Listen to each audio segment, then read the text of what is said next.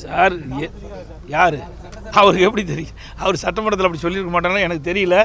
அவர் நாங்கள் கேட்டு தான் பார்க்கணும். அப்படியெல்லாம் இது வரைக்கும் இல்லை. அவர் ஏதோ ஒரு நீங்கள் ஏதாவது கமெண்ட்டுக்கு பண்ணி மைக்கை போட்டு இடிக்கிறீங்களா முகத்தில்? என்ன பண்ணுறது? அவர் அப்புறம் அந்த சிந்தனையில் ஏதாவது சொல்லியிருப்பாங்க. புரியுதா சார்? அதுதான் இப்போ சொல்லணேன். அனைத்து இந்திய அண்ணா திராவிட முன்னேற்ற கழக கட்சியை பொறுத்த வரைக்கும் திராவிட முன்னேற்ற கழகத்தை தவிர மற்ற எந்த கட்சியும் எங்களுக்கு எதிரி அல்ல. புரியுதுங்களா? அதனால் தேர்தல் நேரத்தில் யாரெல்லாம் ஒத்த கருத்துடைய கட்சிகள் எங்களோடு இணைகின்றார்களோ அவரெல்லாம் சேர்த்திக்கும். நல்லது ஏங்க, இப்போ தேர்தல் 11 மாதம் இருக்குதுங்க. ஆட்சி பிடிக்கணும்னா அப்புறம் எவ்வளோ இடம்னு பார்த்துக்கங்களேன். ஆட்சிக்கு எவ்வளோ இடம் தேவை? அதுக்கு மேல் பல இடங்கள் அதிகமாக கிடைக்கும்.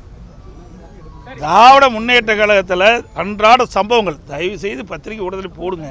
நாங்கள் பேசுகிறது கொஞ்சம் நேரம் போடுறீங்க, மறுபடியும் போடுறதில்ல, பேட்டி மட்டும் கேட்குறீங்க, உடனே ஃபோன் வந்து ஆஃப் பண்ணிக்கிறீங்க, அப்படியே அதை எடிட் பண்ணிகிட்ருங்க.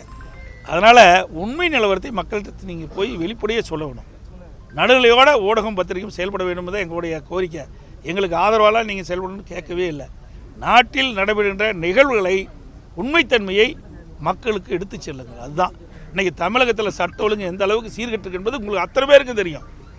இன்றைக்கி பள்ளியில் படிக்கிற சிறுமிகளுக்கு கூட இந்த ஆட்சியில் பாதுகாப்பு கிடையாது.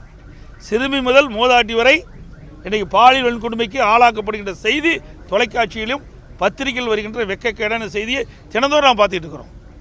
இந்த ஒரு வாரத்தில் மட்டும் ஒரு 3 செய்தி வந்திருக்க இன்றைக்கி பத்திரிகை ஊடகத்திலையும் பார்த்தேன். அவ்வளோ மோசமான ஆட்சி.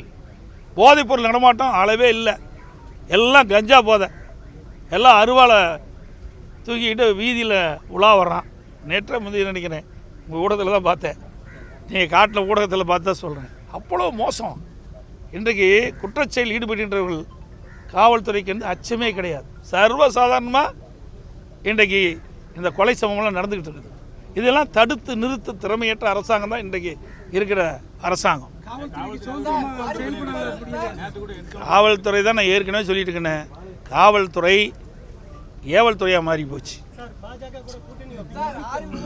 எல்லாம் கூட சொல்லும் தம்பி. கூட்டணி அமைக்கும் போது யார் எந்த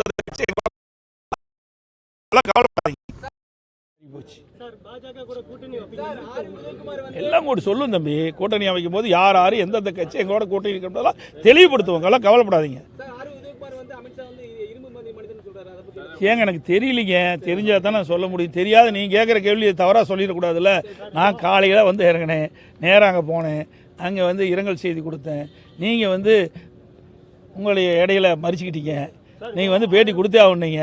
சரி, எனக்கு தெரிஞ்ச செய்திகளை உங்கள் மூலம் பகிர்ந்துக்கிறேன்.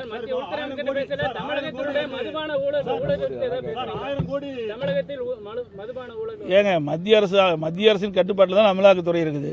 அவர் தான் உங்கள் ஊடகத்தின் வாயிலாக பத்திரிகைகளில் செய்தி வெளியிட்டாங்க. அதை உண்மைத்தன்மையை கண்டறிந்து யார் குற்றம் செய்யப்பட்டார்களோ அவர்கள் மீது கடும் நடவடிக்கை எடுக்க வேண்டும் நாங்கள் வலியுறுத்தி இருக்கிறோம். அனைத்து ஊடகங்களுக்கும் பத்திரிகைகளுக்கும் வணக்கம்.